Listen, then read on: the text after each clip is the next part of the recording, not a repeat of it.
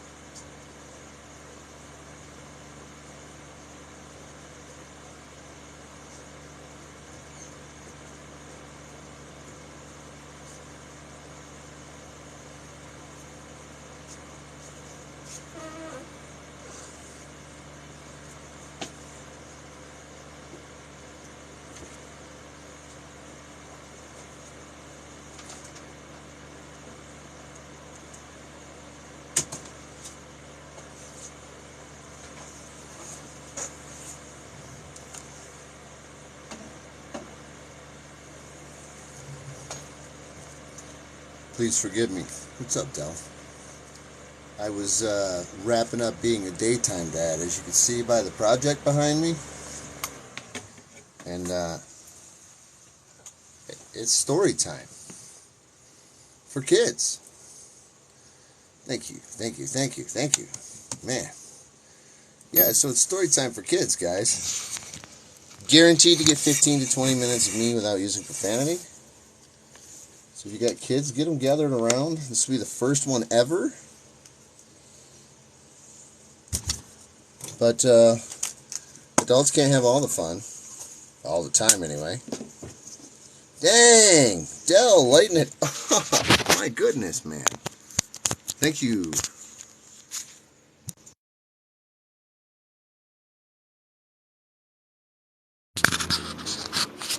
Yeah, so thank you, Del, for the come through on that. Super cool, man. I like the fact that we get along so well. We work with each other quite well.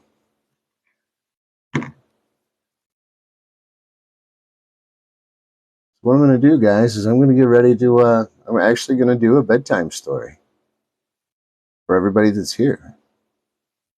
Not only that, but you guys are going to be part of the first Gumball Head story on Podbean, which is my new platform.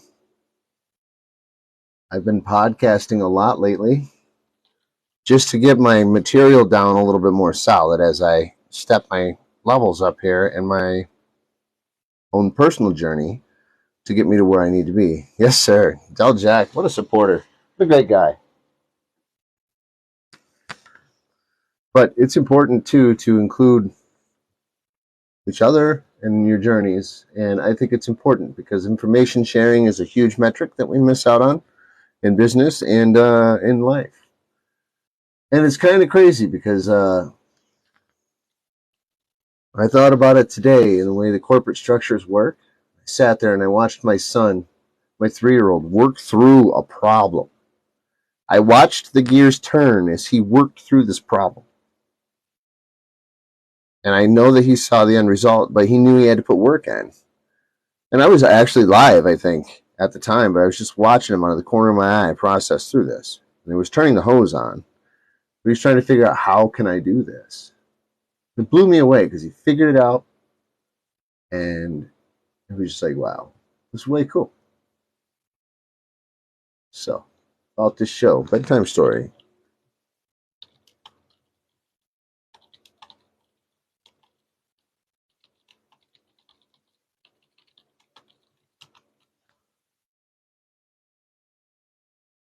I'm going to, just so everybody's aware, I'm going to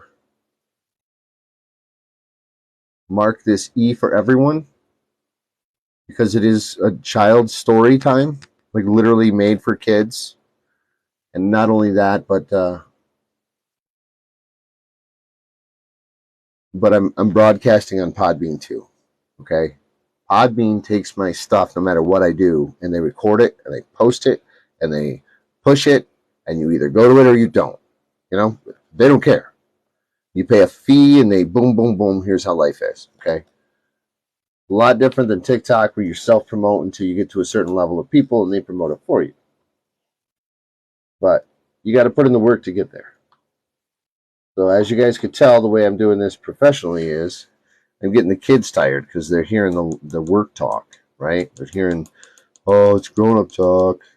So tired of hearing grown up talk. You know?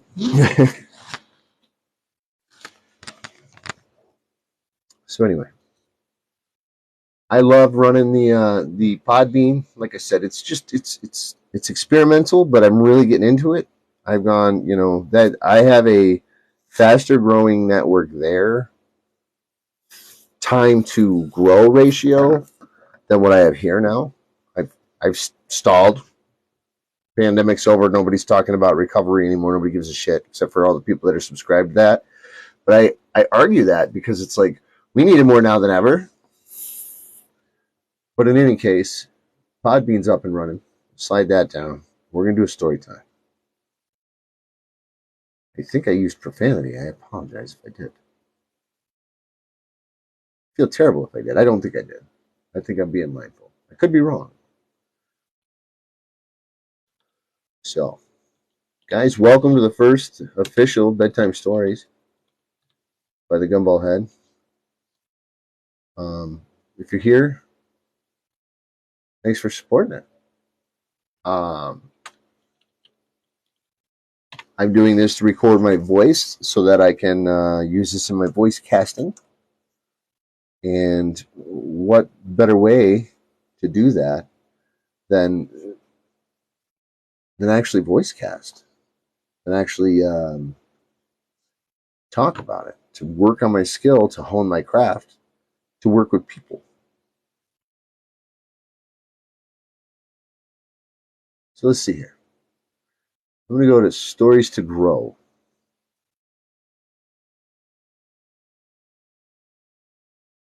It's all school related.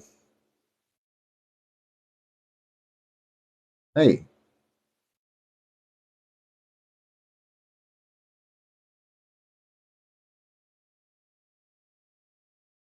Let's do The Princess and the Frog.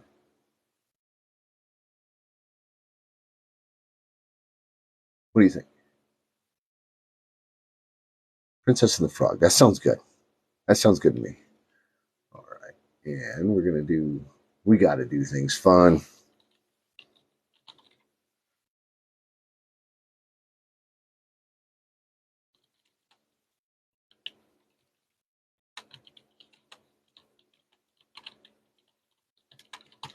Let's do it upright. The kids deserve a good experience too. Here we go.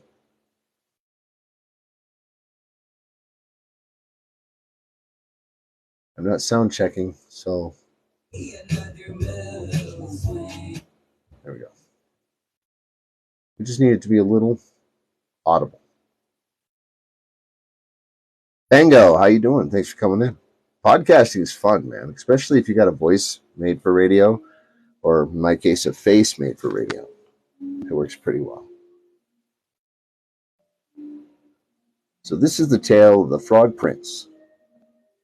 Grimm's fairy tale Disney adaptation is titled The Princess and the Frog. This version is brought to you by Stories to Grow By.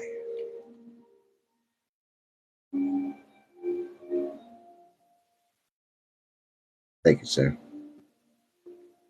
Once upon a time there was a princess. Many a suitor came to the palace to win her hand in marriage, but it seemed to the princess that each one of them looked at her without really seeing her at all. They act like there's nothing more to a princess than her fine crown and royal dresses, she said to herself with a frown. One afternoon, after one of these visits, the princess thought, sometimes I wish I were little again. She found her favorite ball from childhood, the one that sparkled when she threw it up high to the sun. She took the ball to the palace yard and threw it higher and higher. One time she threw it extra high, and when she ran to catch the ball, she tripped on a tree stump. The ball fell and plopped right down in the royal well.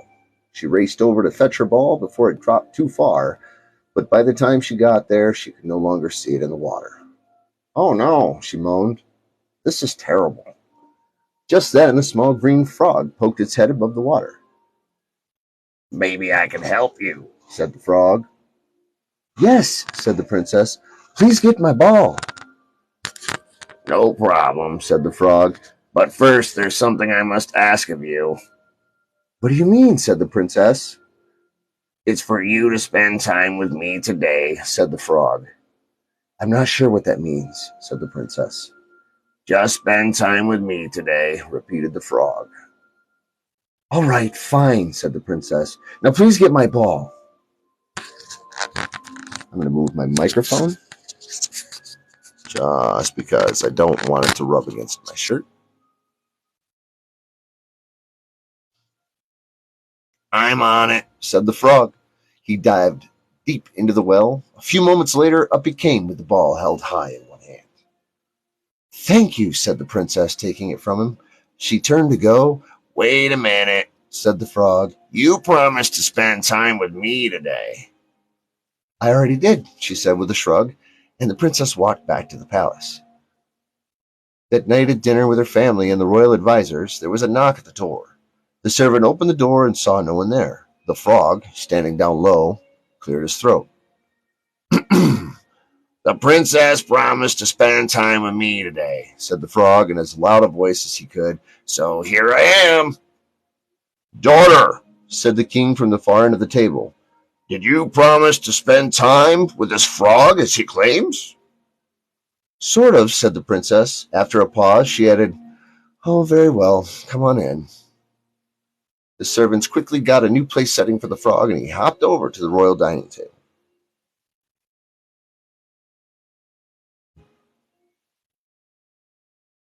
The conversation turned into the topic of concern in the kingdom. None of the royal advisors knew what to do. "Father, if I may," said the princess, "perhaps we could—" "Stop," said the king, cutting her off. "I have enough advisors, believe me."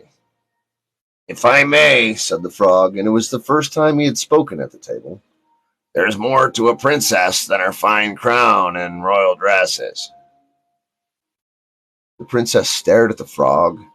How could this little frog, more than anyone else, understand such a thing? After dinner, the frog bowed to the princess and said, "You have done what you said you would do. I suppose it's time for me to go. Again." "No, wait," said the princess. "It's not that late. How about a walk in the garden?" The frog was delighted. The two of them walked in the royal garden. The frog hopped along the stone wall as he and the princess were at the same level and could talk easily. They laughed about many things. Later, when the sun set, they admired the deep rosy reds it cast in the sky. The princess said, "You know, being with you tonight was a lot more fun than I thought." "I had a very good time, too," said the frog. "Who knew?" said the princess with a laugh, as she leaned over and kissed the frog lightly on his cheek.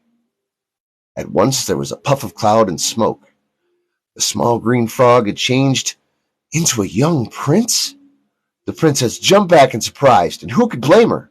The prince quickly told her not to worry, that all was well. Years before, an evil witch had put a spell on him that he must stay a frog until he was kissed by a princess. The witch had laughed an evil laugh, saying, "Like that will ever happen." But it did. Now the prince and the princess could get to know each other better. Years later, after they were married, they had a beautiful setting made for the ball and placed it on their royal dining table. And when the sunlight shone through the palace windows, that ball sparkled for all to see.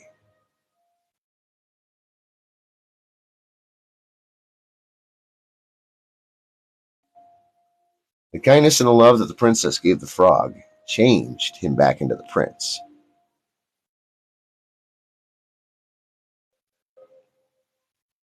Yet we fear to make change in our lives to make our lives better. So although this was a children's story, it does give us an excellent opportunity to kind of reflect on how things work. I don't know if you guys noticed that or not, but at 8:30, my story was over, which means this live is over, and it's time to move on to a live for you guys. So please, if you're in here right now, come back.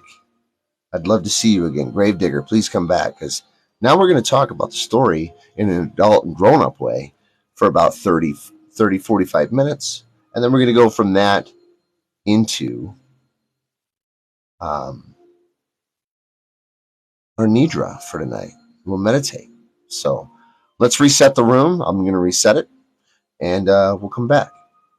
Kendra, I'm going to reset the room. At 8:30, my story was done. So children's story time was over at 8:30. So we're going to stop the room, and we're going to restart it. So if the kids fell asleep and the parents are trying to get out, we'll cut them some slack because their arm's under a child. Let's go.